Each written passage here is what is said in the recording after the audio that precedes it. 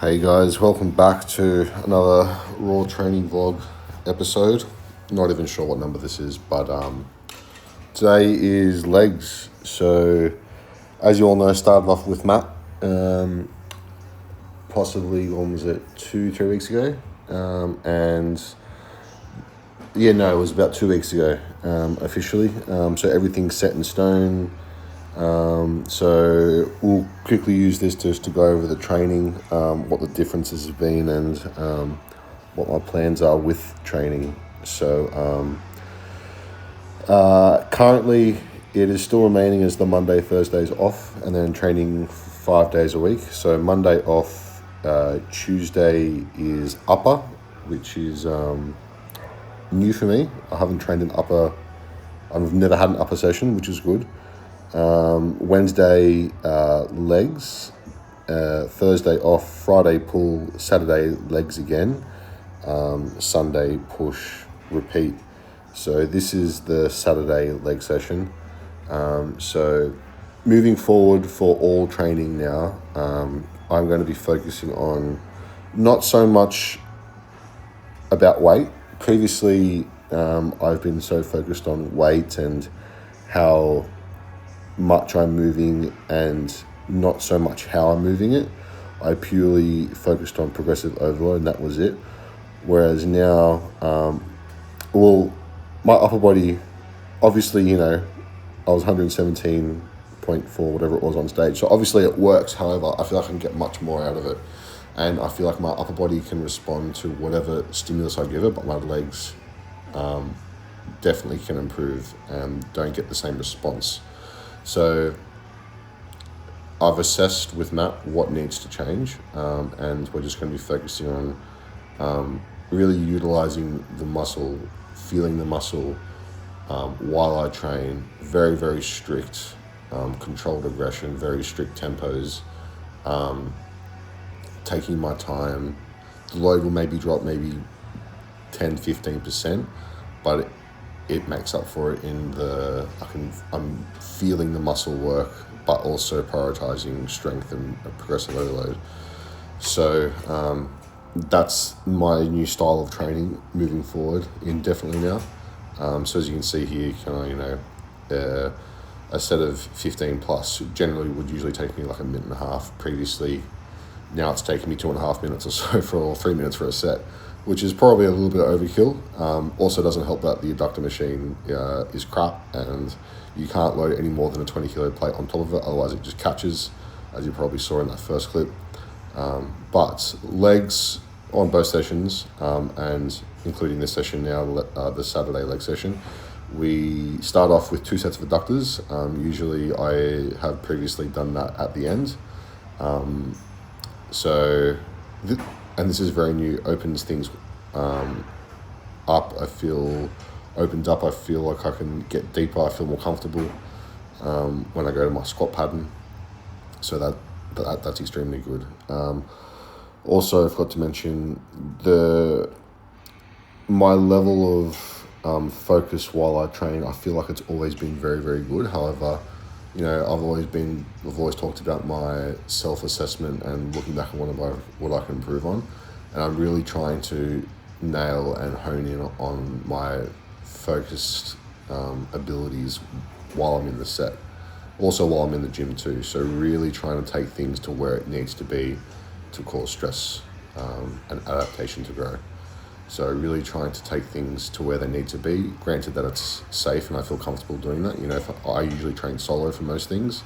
I don't particularly like training to failure on squat patterns, leg presses, things like that, unless I have someone there or unless it's a specific machine. But that's in general across all movements now. So yeah, started off with 2 sets of it was originally meant to be an 8 to 10 and a 10 to 12 of adductors. However, still waiting on the new adductor. So hurry up, Manny. We need this adductor at Metro. But in the meantime, 2 sets of 15 plus will do. Then we moved on to the Cybext VR3 Lying curl. So similar thing. 2 sets of 8 to 10 here. Really trying to focus on contraction, taking my time, really feeling the movement. So yeah, 2 sets of 8 to 10. Then we went on to a single leg kneeling curl, which is kind of one of my favorites. That was a 10 to 12 repper, 2 sets there, again taking my time. Now the adductors, hamstrings feel extremely warmed up. They feel like I can sit in that squat position for hours on end. So then we moved on to Smith machine squats. This is the second time I've done this a meso block. So, and it feels, at first session felt a bit uncomfortable, but the second session felt amazing. Feels super sturdy, feel super controlled. I definitely can push this harder in the set. This was already 2 reps up from last week, and I'll continue to do that. So it's meant to be 2 sets of 8 to 10, and I got 11 on both. I feel like I could be a bit more controlled and strict on the time in the length and range, but we'll work on that regardless. But yeah, I can definitely increase the load to hit my targeted rep range. Then from there, single leg press. I've always struggled with this one. I get very severe lower back pumps. I get lumbar flexion. You can see like my glutes kind of start rounding and whatnot. So I've been seeing a physio trying to work on this. A lot of mobility work, a lot of stretching that I've been doing outside of the gym, inside the gym. I'm currently, spending, over an hour every night stretching, foam rolling, lacrosse ball, whatever it may be, to work on this. And I've only been doing it for a few days now. I've already seen the improvements, so I'm going to continue that. I feel like on the linear hammer strength leg press single leg, it's very hard for me to brace my limbs along, so my opposing leg will always hit the platform, and I feel like if I put it down below, I feel like I can't brace enough, and it just feels very unsafe and awkward. So we'll figure out what we're going to do with that if I can continue to progress with that. But that was a 2 sets of 8 to 10. Then we moved on to leg extension VR3. Got the hustler pad on there. Unfortunately, the seat pad was broken and wasn't stable enough, so it didn't quite get the full stretch that I particularly do, just because of the seat. The seat padding was all stuffed up, but it was 2 sets of 7 to 8, then 1 set of 10 to 12. Again, taking my time, really feeling the stretch, feeling the contraction. And then we moved on to reverse hypers. So this is one of my all-time favorite movements, but I'm just finding that it's very hard to statically hold the weight that I need for an 8 to 10 repper. And also getting depth. Like if I put my feet at the back of the reverse hyper where the stoppers are, I feel like my head's going to touch the ground. So that's why you can see that my feet are a little bit more forward, and I've also got the plates up to allow for that range. But you make it work. I also feel a bit more comfortable holding one singular dumbbell rather than 2. So that's what I've been doing there. So that's increasing quite rapidly and will continue so. And judging from the previous data that I've ran these for over the past 12 months, they can get quite high. So we'll continue running these, just really taking my time with these extra. There's like a good 5 count in the stretch, really holding the contraction. So yeah, these are absolutely goated.